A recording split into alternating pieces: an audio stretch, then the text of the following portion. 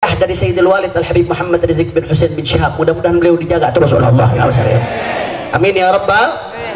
Ayah dari Habib Rizik Syihab, Al-Habib Al-Jad Husain bin Muhammad bin Syihab. Beliau bukan ulama, beliau bukan ahli kitab saudara, tapi beliau pejuang, seorang Habib pejuang.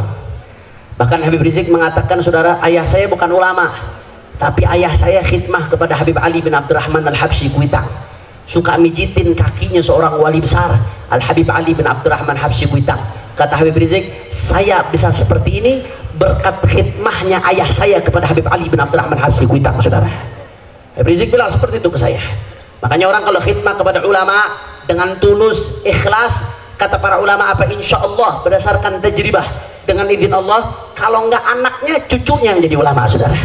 Orang khidmah sama ulama, kalau enggak anaknya, cucunya yang akan jadi ulama, saudara. Dan Habib Husain bin Syihab, ayahnya Habib Rizik, bukan ulama. Beliau ikut dalam organisasi yang namanya Pandu Arab. Ini organisasi komunitas yang berjuang dalam kemerdekaan Republik Indonesia, saudara.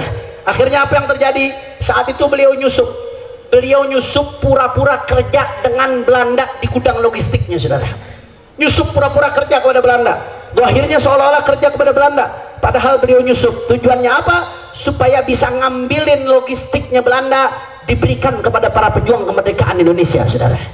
Karena barangnya Belanda ini kafir harbi. Saat itu Belanda perang dengan kita. Barang kafir harbi yang dalam keadaan perang dengan kita, itu boleh diambil, boleh dirampas, saudara. Karena keadaannya perang, saat itu berjuang kita lawan kemerdekaan, saudara. Akhirnya apa yang terjadi?